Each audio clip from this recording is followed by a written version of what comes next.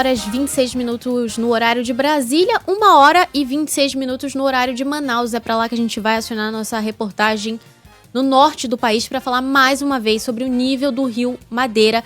Entrou em um alerta diferente hoje, alerta de perigo de inundação no Amazonas e também em Rondônia. O rio Madeira, a gente chegou a 16 metros e 67 centímetros em Porto Velho. Apenas 33 da cota histórica de inundação registrada, que foram de 17 metros. Maurício Max na linha com a gente. Maurício, tem alguma perspectiva de baixa do nível do rio Madeira? Tem chuva por aí prevista para essa sexta-feira? Boa tarde para você.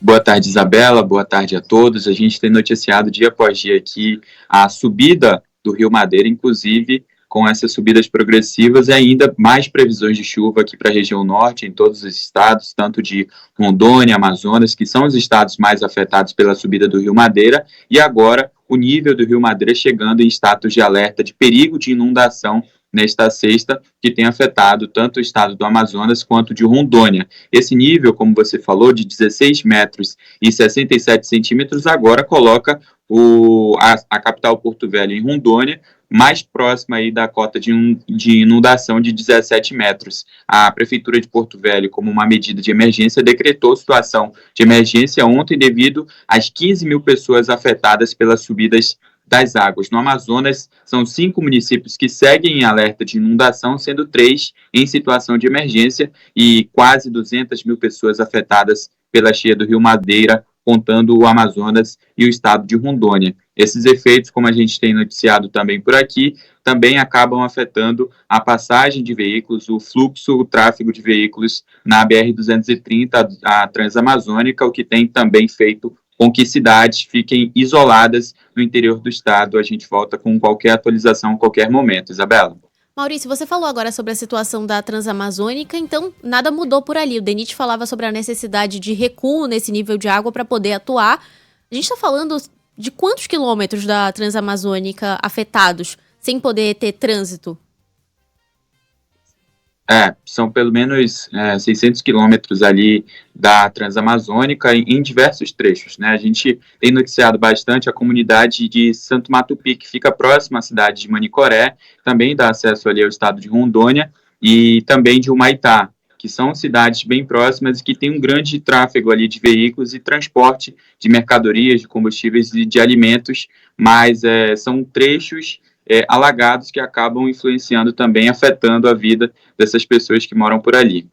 Obrigada, Maurício. Eu falava, inclusive, ontem aqui no estúdio com a Larissa e com o Fábio para tentar entender o que seria uma rodovia desse porte aqui em São Paulo, no Rio de Janeiro, e a gente não consegue nem dimensionar uma rodovia como a Transamazônica, porque no estado de São Paulo, por exemplo, várias rodovias você consegue utilizar para chegar a diferentes pontos do país. Quando a gente está falando da Dutra, que é importantíssima, a Regis Bittencourt, que liga com o sul do país, é importantíssima, mas nenhuma é tão fundamental para a região como é a Transamazônica, em extensão, enfim, por tudo que a rodovia significa para o norte do país também. Né? Não tem como você pensar numa única rodovia que conseguiria afetar e paralisar tanto como a Transamazônica consegue. Já tinha falado aqui para os ouvintes, ela é tão importante que a gente pensa que a Transamazônica é uma super rodovia, mas tem trechos ainda que não são pavimentados. E se você pensa que essa é a única rodovia que chega a alguns pontos do país, se ela está incapacitada de fazer esse transporte de alimentos, de suprimentos, é uma população inteira que fica afetada. E a situação é desesperadora, né, Isa? Porque ontem você falou sobre isso e hoje também com o Maurício, o DENIT disse que é o seguinte, tem que esperar a água baixar para a gente começar a atuar, começar a agir, tentar fazer alguma coisa. Então é esperar. Então, vamos torcer aqui para que a água baixe. É claro que é muito difícil fazer agora, não é nenhum juízo de valor. Estou só expondo os fatos. O jeito é esperar, parar de chover, baixar a água, para a coisa começar a ser feita para que haja uma melhora no futuro. Ou seja, agora não dá para fazer nada além de torcer, literalmente é isso, né? A gente não tem nem dimensão do estrago que está na rodovia. Quando a água baixar, a gente vai conseguir entender ali qual área de asfalto que foi atingida, área de terra que foi atingida, o que vai precisar ser feito. Então, muitos meses pela frente para a reconstrução da Transamazônica.